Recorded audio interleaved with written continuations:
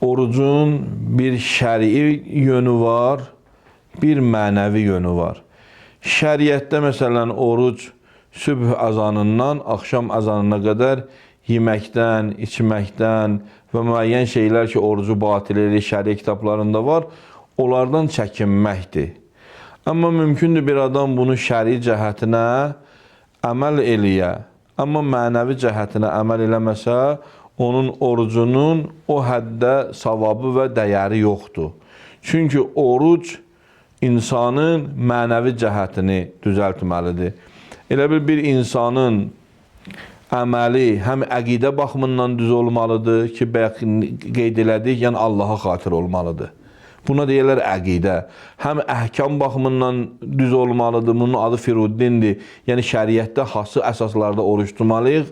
Həm əxlaqi baxımından düz olmalıdır. Mümkündür bir adam niyyəti Allaha görədir, əhkamı da düz əməl edilir.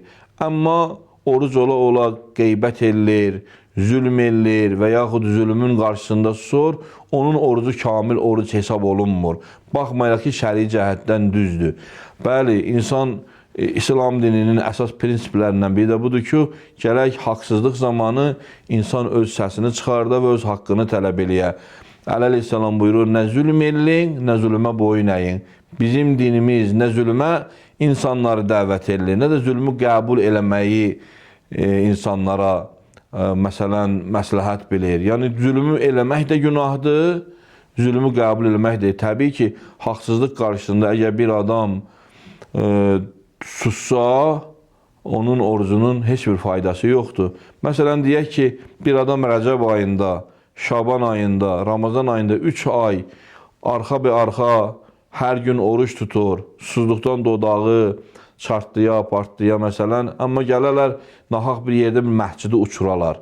Orada heç səsini çıxartmaya da onun orucunun heç faydası yoxdur. Məscidi misal vurdum, olsun başqa zülümlər.